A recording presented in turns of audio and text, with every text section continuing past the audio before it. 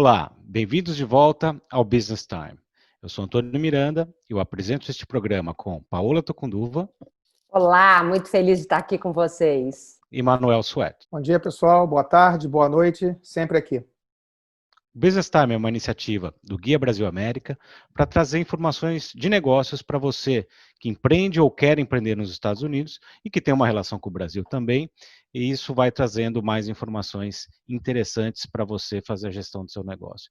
Antes da gente começar, não se esqueça, clique aí no joinha, curta, compartilhe, assine o canal, participe e assim a gente vai trazendo mais convidados tão bacanas como quem está aqui hoje com a gente, que é o Felipe Fonoff. Bem-vindo, Felipe. Olá, Antônio. Obrigado pelo convite. É um prazer estar com vocês aqui nessa oportunidade.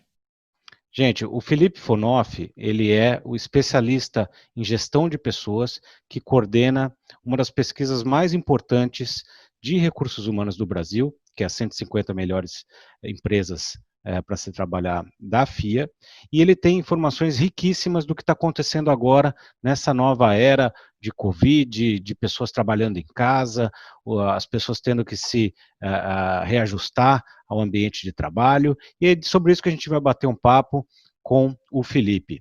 Felipe, muito obrigado pela sua presença aqui. Eu queria que você comentasse um pouco para a gente, né? O Brasil estava se recuperando de uma crise, né? Um alto desemprego, e as coisas estavam começando a melhorar até que veio a crise do Covid-19 e tudo parece que parou, né? Como é que vocês estão vendo, como é que você está vendo, o mercado está vendo essa situação e quando que a gente pode esperar uma retomada do emprego, principalmente no Brasil? Então vamos lá, Antônio.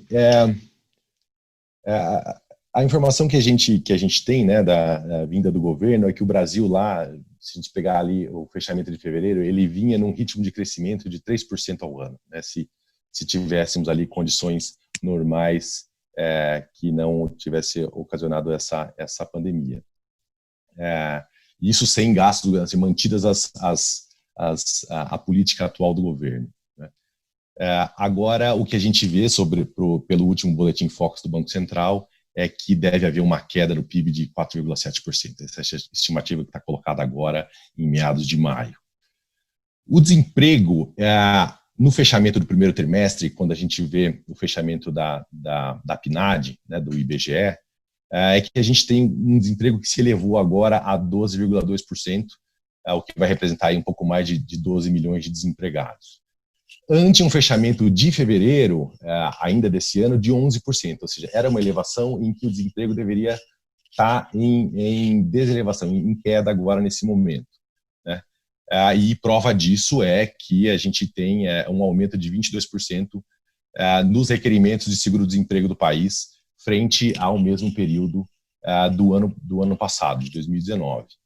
Então, assim, esse quadro coloca para a gente uma perspectiva que ainda ela não é conclusiva, porque a gente vai saber mesmo essa queda dos empregos só no fechamento do primeiro semestre, então a gente precisa aguardar para ver de fato qual vai ser o tamanho desse impacto, mas a gente já consegue perceber, principalmente entre os autônomos, né, que são os mais afetados, que no Brasil são 40 milhões de profissionais autônomos, grande parte deles informal, né? É nesse impacto que a gente vai conseguir mensurar só no fechamento do primeiro trimestre. Mas a gente sabe que, pelo menos, as estimativas aí é a perda de 10 milhões de empregos que deve acontecer. E aí a gente fez uma pesquisa, né, frente a toda essa necessidade de informação para a gente conhecer. Fizemos uma pesquisa esse ano só para mensurar os impactos do Covid, né, da pandemia, em gestão de pessoas. Aí a gente conseguiu identificar que dessas 140 empresas que pesquisaram conosco, 37% aplicaram as medidas propostas pelo governo federal de proteção do emprego. Ou seja, isso aí pode ter, sim, arrefecido um pouco o impacto em termos de desemprego, mas ainda assim, dessas empresas, houve um corte médio de 2,3% do quadro de funcionários. Houve essa redução até o mês passado, né, fechamento de abril. Agora, quando a gente vai olhar para empresas menores na nossa segmentação, empresas com menos de 200 funcionários, dessa pesquisa, essa proporção já aumenta para um ajuste de 4,5% do quadro. Ou seja, e transferindo, né, e aí a gente pode inferir isso, quanto menor a empresa, maior o impacto no desemprego, e a gente sabe que o Brasil, né, grande maioria dos empregos, elas vêm do setor de comércio e serviços, e também a grande maioria são empresas pequenas. A gente vai conhecer de fato o impacto disso mais adiante, mas é certo que por essas organizações terem menos contingências e menos acesso a crédito, a gente deve experimentar aí uma elevação importante do desemprego. Felipe, vamos dizer, nós estamos vivendo então um momento muito diferente, com uma grande mudança. O que você acha que vai ser necessário para as empresas lidarem nesse novo normal na gestão das pessoas? A gente conseguiu observar que teve nessa pesquisa que a gente fez agora, com essas 140 empresas, 27% das empresas vão precisar criar novos produtos e para serem comercializados ou atendidos, serviços a serem atendidos em novos canais. Assim, isso é alguma coisa sem precedente na transformação do negócio. Tá? Agora, como é que a gente lida com isso precisando fazer uma transformação tão importante e tão ampla no mercado? Olhando para a perspectiva de gestão de pessoas, a gente consegue ver a necessidade de novas competências, ou pelo menos a gente reorganiza a prioridade e a importância das competências, e agora a gente vai começar a enxergar, por exemplo, um perfil empreendedor de funcionário, mas um perfil mais empreendedor. Alguém que tenha uma visão integrada, falar, eu consigo ter uma perspectiva boa de orçamento, né, e do lado do ponto de vista do gestor, de orçamento, se eu faço esse investimento, eu consigo ter esse resultado. O gestor que conseguir enxergar essa complexidade sistêmica dentro da sua posição vai auxiliar muito as organizações. Para um funcionário, por exemplo, que tenha está no início de carreira, que ainda não alcançou uma posição de gestão, é justamente ser bastante proativo, não demandar do seu gestor uma atuação tão incisiva, né, para que o seu gestor não precise gastar energia, para que a empresa de fato consiga, pelo menos esses 27% dessas empresas que nós conseguimos pesquisar, que elas tenham essa missão facilitada de, por exemplo, né, fazer a transformação de produtos, criação de produtos e desenvolvimento de novos canais. Obrigado, Felipe. A gente vive um momento sem precedentes, né? Você citou o caso do Brasil, os Estados Unidos, acho que aqui nos Estados Unidos já mais 3 milhões de pessoas requereram o seu seguro-desemprego e parece que a gente está numa corrente grande que vem talvez um pouco depois da epidemia, né? Grandes empresas começaram a fazer demissões massivas aqui. E isso traz um desafio muito grande, né? Não só para a empresa, mas para quem quer se recolocar. Deixa eu te fazer uma pergunta específica para mim que é um paradoxo interessante. Né? Uma pesquisa que é feita aqui nos Estados Unidos, né, muito parecida com o que vocês na FIA desenvolvem aí, entre todas as melhores empresas para se trabalhar, a que foi relacionada para esse ano foi o Hilton's Hotels, né? E, obviamente, dos setores que mais foram impactados por essa crise, que é o setor de hospitality, né? E aí, entre as ações, o CEO cortou o salário dele, metade dos executivos 50%. Como é que você consegue manter um ótimo lugar para trabalhar num momento como esse, que você tem que demitir pessoas e gerenciar? Quais são como é que os líderes e as pessoas podem viver nessa situação tão complicada? Ótimo lugar para trabalhar, mas que está tendo que demitir tanta gente. Pois é, isso é uma questão que pode parecer um contrassenso, só colocando um pano de fundo, que é o seguinte: quanto mais elevado o desemprego, mais dificuldade as pessoas enxergam para se recolocar. Então, a crítica das pessoas tende a baixar bastante. E a gente tem um gráfico que a gente consegue mostrar isso, né? O desemprego ele se eleva e a satisfação também se eleva. É evidente que isso é alguma coisa nefasta, se for pensar, eu estou colhendo satisfação por meio da redução da crítica das pessoas.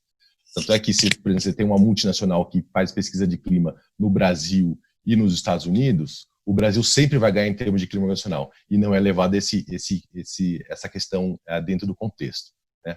Para quem tá nessa posição transnacional e consegue enxergar os diferentes modelos, isso é parte importante do por que explica que um país como o Brasil tem um clima organizacional. Porque o povo é mais feliz? Não, porque nessa circunstância nós temos uma crítica menor. Vamos lá. Isso posto, o que a gente consegue enxergar? Esse ajuste ele é necessário. Ninguém vai dizer que ele é um ajuste que não é legítimo. Tá? Agora, isso não quer dizer que eu possa fazer esse ajuste de forma indiscriminada. Eu preciso de critério e eu preciso privilegiar as pessoas que vão, de fato, contribuir para o meu negócio. Ao mesmo tempo, eu preciso ter um senso de justiça muito grande para eu conseguir fazer um ajuste com o menor impacto social possível. Isso é um desafio enorme. E como é que a gente consegue conduzir isso? Com uma transparência e uma comunicação muito bem estruturada. Tá? Quando se comunica alguma coisa, exatamente o que foi comunicado tem que ser colocado em prática. Isso é fundamental para que uma organização possa colher uma compreensão de quem permaneceu. Infelizmente, quem foi desligado é sim uma perda muito grande, né, e profissionalmente irreparável por um período importante. Né?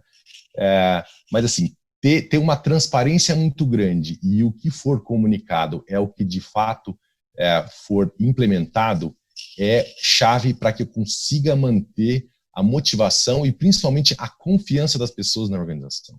E Felipe, dentro desse novo contexto, né, de alto desemprego, muitas pessoas não têm competências e habilidades para essa nova era do que está sendo demandado. Na sua opinião, o que as pessoas podem ou devem fazer para aumentar a empregabilidade delas nessa nova era que a gente vai começar a viver? Então, vamos lá, para quem está de fora do mercado do trabalho, agora, nesse momento, você tem algumas questões que são importantes para que eu possa começar meu processo de recolocação. O primeiro ponto que eu acho que é fundamental é que as pessoas tenham capacidade de encontrar informações importantes dentro desse oceano de dados que a gente tem hoje. Você ser capaz de encontrar as informações sobre a empresa, sobre o segmento daquela empresa em que você está atuando é fundamental para que você consiga sair do lugar comum. Ainda que seja um canal do YouTube, que muitos podem achar que não é uma fonte fidedigna, mas muitos deles são extremamente corretos e precisos e colocam, sempre tem um embasamento muito bem feito.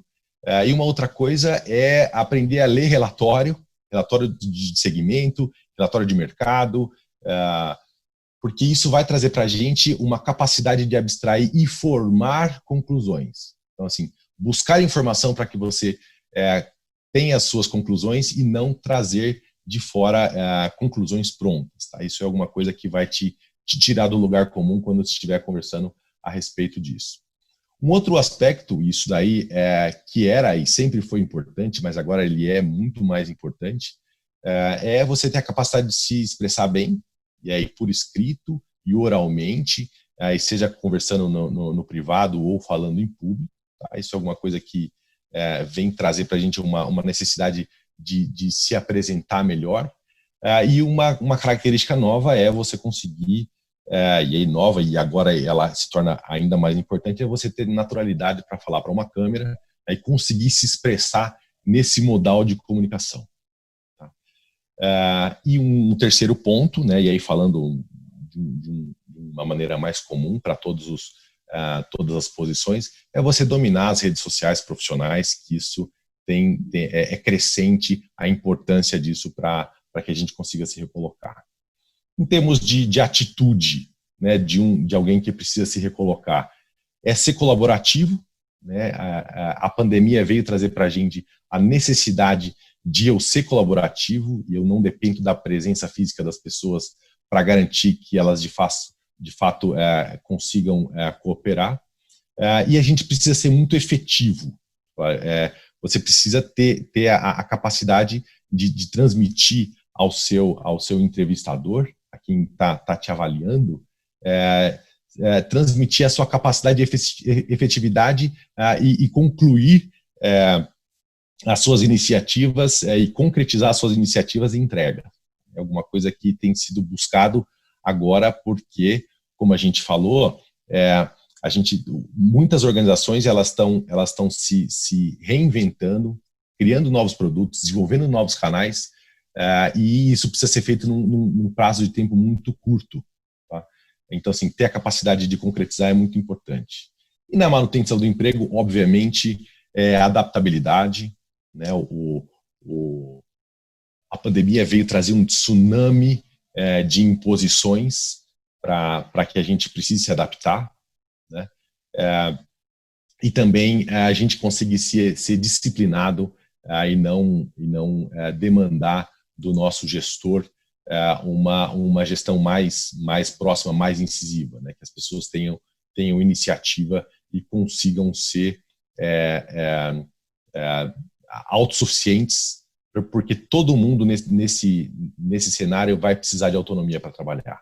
E aí, Felipe, eu vejo que esse é um ponto, né? Hoje, muitas pessoas trabalhando home office, e eu vejo muitas empresas preocupadas com a produtividade dessas pessoas, o quanto elas vão conseguir fazer essas entregas, porque em paralelo elas têm que cuidar dos filhos, da casa, porque a maioria das pessoas estão sem ajudante em casa. Então, como que as empresas estão lidando com esse novo cenário e os próprios colaboradores aprendendo a continuar produtivo no esquema de home office? Paula, para responder a sua pergunta, eu vou me apoiar nos dados que a gente coletou na pesquisa agora esse ano, durante a pandemia, em que a gente perguntou para as organizações como elas têm lidado para fazer a gestão da produtividade das pessoas. Então, aqui no gráfico a gente consegue ver que a gestão está sendo feita diretamente por gestão de metas que foram contratadas no meio do caminho, ou seja, com uma adaptabilidade muito grande. Em 47% das empresas estão se apoiando nisso, justamente em o gestor conseguir fazer essa gestão da produtividade diretamente de uma forma espontânea, se adequando junto com a sua equipe. Porque o controle de log de acesso, e aí que é uma coisa mais rígida e específica, ele foi lançado à mão por 12% dessas empresas. Empresas que estavam de fato preparadas para poder fazer a gestão da jornada de trabalho remota, que existem ferramentas para isso, mas são só 18% das empresas que tinham isso à disposição, e também outras formas de fazer isso. Assim, esse dado mostra para a gente que é fundamental que gestores e equipe tenham um alinhamento grande para que, de fato, eles consigam não deixar com que o rendimento caia, né?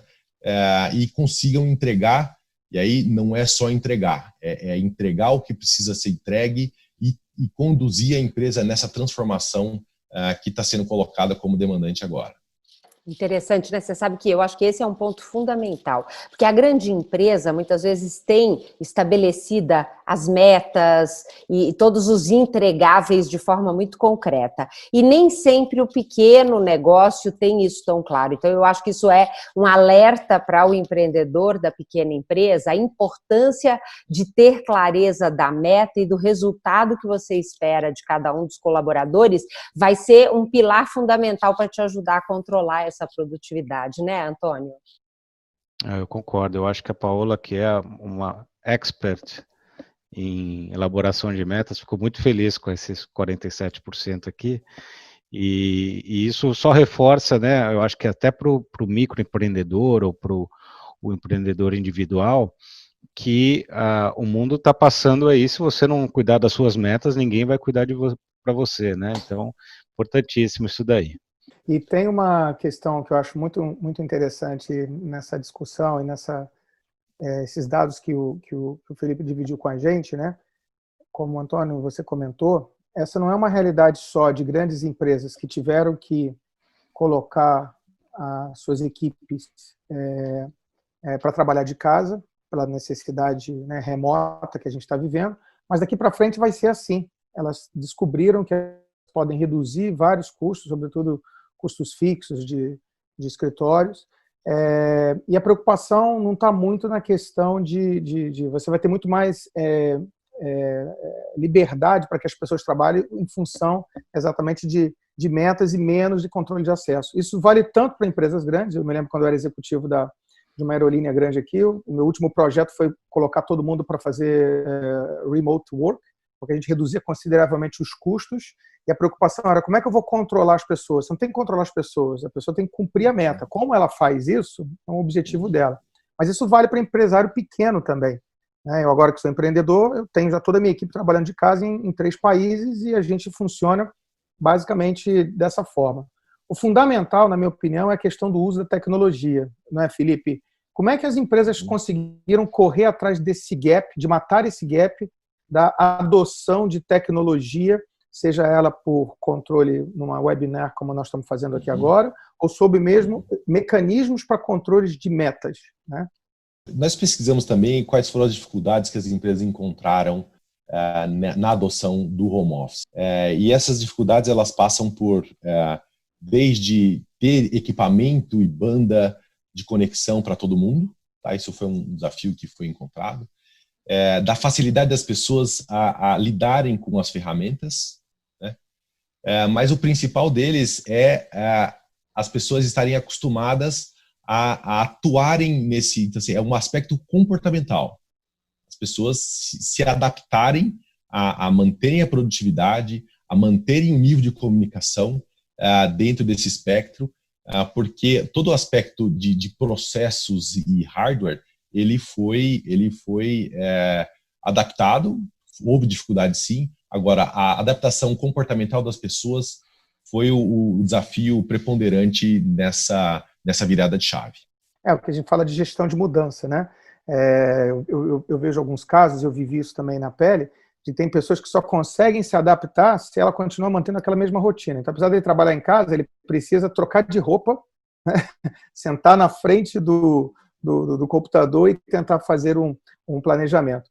Você tocou num ponto fundamental que também que passa pela questão da gestão de mudança. O novo papel do profissional de recursos humanos, então, né, muda agora com isso também, seja nessa adoção de tecnologia e nessa forma de gerir mudança baseado nesses novos desafios, sobretudo comportamentais?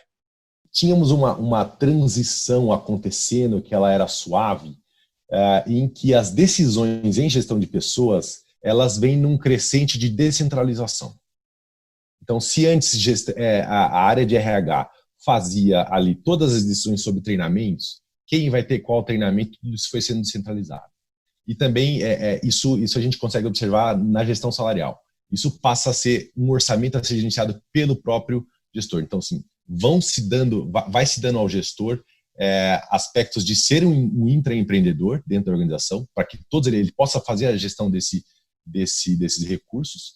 E agora a pandemia veio, assim como acelerou a adoção de home office, ela acelera também esse protagonismo do gestor de ser o gestor de recursos humanos, inclusive, né? De fazer todas as decisões sobre isso, de contratação, de demissão, de treinamento, de salário, de mérito variável, tudo isso passa a ser descentralizado e a área de gestão de pessoas ela passa a atuar como um consultor interno e estabelecer as conexões com a estratégia do negócio. Um dado interessante que a gente pesquisou nessa pesquisa que fizemos agora recentemente é que o Comitê de Gestão de Crise das organizações, em grande medida, colocou o principal executivo de RH num assento dentro desse comitê de crise. Assim, então, a gente conseguiu observar um protagonismo muito grande da área de gestão de pessoas nesse processo. E é alguma coisa que deve permanecer. Ela deve permanecer de fato. Todas as decisões transacionais devem ser descentralizadas e as decisões estratégicas vão vir acompanhadas dos executivos e dos profissionais de gestão de pessoas, porque já era uma tendência essa descentralização. Certamente ela se acelera e permanece no futuro.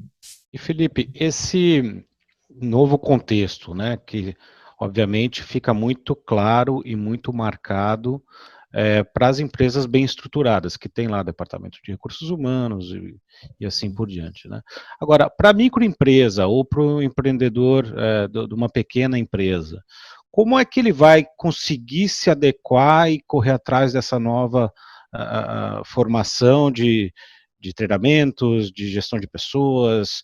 Como é que você acha que esse gestor vai conseguir lidar com essa dificuldade toda que se impôs a ele, né? Como você bem disse, as organizações mais estruturadas, elas têm mais recursos à disposição, elas têm mais acesso a crédito, elas têm preparo para contingências. Muitas dessas empresas que a gente pesquisou, elas já tinham um comitê de crise formado e ele foi muito mais rápido o acionamento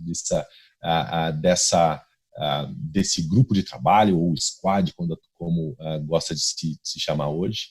E a organização pequena ou o microempresário, ele não tem esses recursos. Por outro lado, ele tem a capacidade de agir mais rapidamente. Ele depende de menos instâncias para poder fazer coisas diferentes.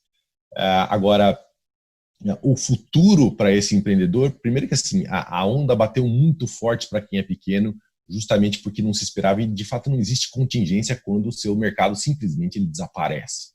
Ninguém está preparado para essa contingência.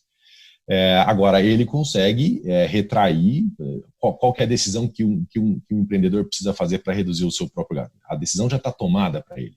Assim, ele consegue tomar decisões mais rápidas, só que ao mesmo tempo o impacto para ele é muito maior porque ele não tem muitas contingências. Assim, e aí vai depender muito do segmento em que ele está atuando.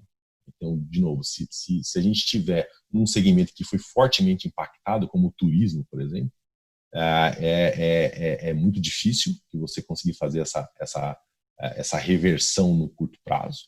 Agora, se eu tô apoiado aí num segmento que se beneficia, como a tecnologia ou serviços hospitalares, fica facilitada essa transição. Felipe, você tem algum dado para mostrar para a gente da adoção de empresas que antes dessa crise passaram a trabalhar de home office, e se essas empresas, por exemplo, já tinham alguma política de home office antes e tiveram que correr atrás?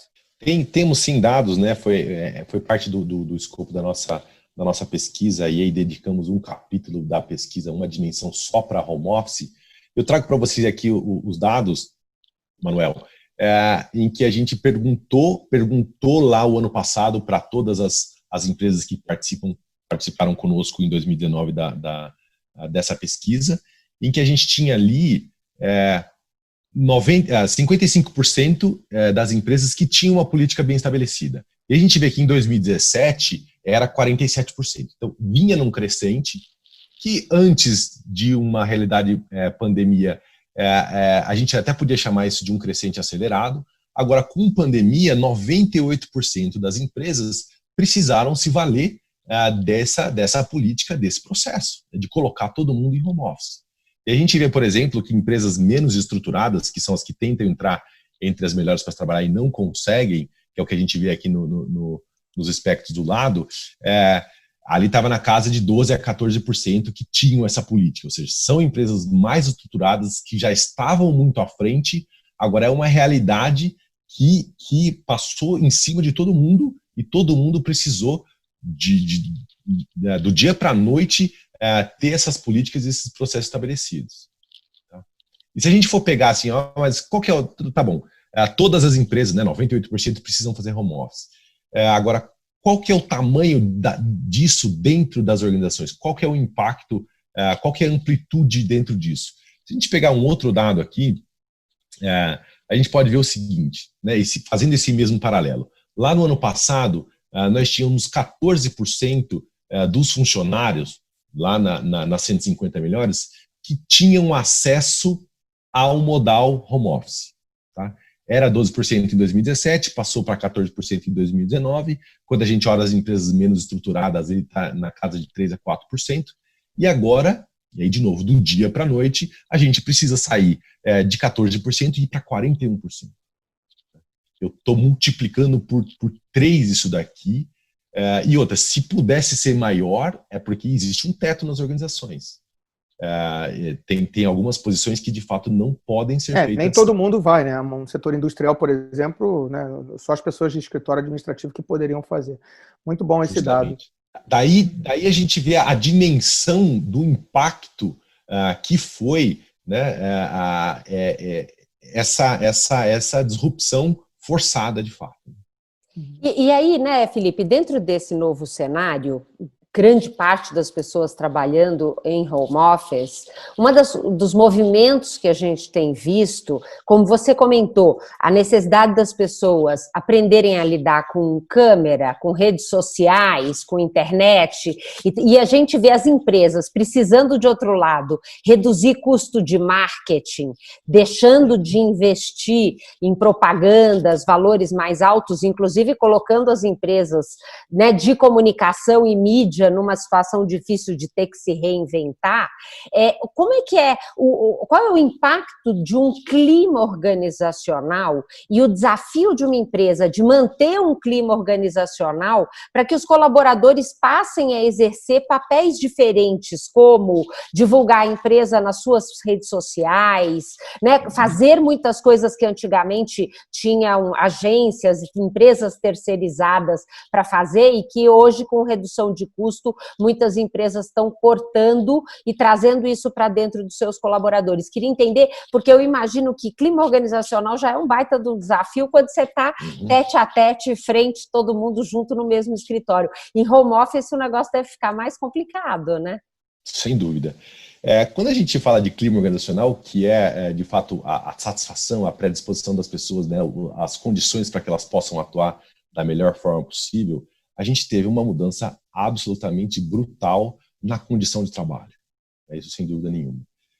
E isso aí e do lado da empresa existe uma restrição orçamentária muito grande e uma restrição de eu contar fisicamente com as pessoas aqui. Então, não tive a opção de, né, eu precisei, isso foi um cumpra-se.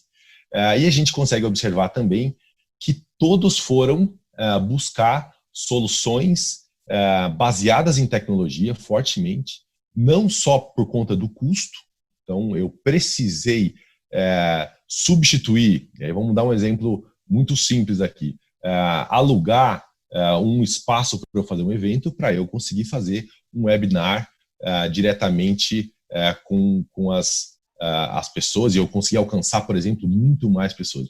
Ao mesmo tempo que é uma restrição, ele abriu uma porta muito grande de oportunidade para que a gente pudesse reduzir custo e também alcançar o público, alcançar quem a gente precisa nas diversas atividades econômicas.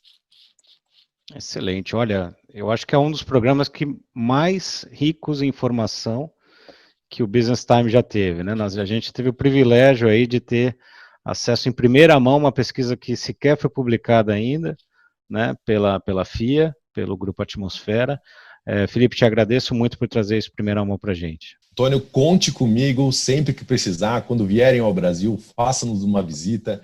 A gente recebe vocês aqui. O tempo que a gente tem é pequeno, mas a gente tem muita coisa para conversar e a experiência de vocês para a gente seria alguma coisa absolutamente preciosa. Eu que agradeço a oportunidade. Muito bom, Felipe, prazer em te receber aqui, aprender muito aí com você, parabéns pelo trabalho, né? Eu acho que esses dados, eles norteiam e eles nos ajudam a visualizar um futuro, que é um momento que está todo mundo tentando prever o que vai acontecer e muitas vezes a gente vê essas tendências nos ajuda nessa visão. Obrigada e parabéns pelo trabalho. Eu acho que a gente hoje fechou a ponte entre percepção e realidade, né? A percepção que a gente tem das coisas, desse pós-crise, o que está acontecendo com as pessoas e com as empresas, e a realidade quando você tem dados, e dados inclusive relevantes de primeira mão. Felipe, obrigado pela contribuição. Opa, tamo junto, pessoal. E obrigado a você que segue o Business Time. A gente espera que esse programa tenha enriquecido a sua visão de negócios, a sua visão de mundo, e eu conto com você na próxima semana em mais uma edição do Business Time. Obrigado e até lá.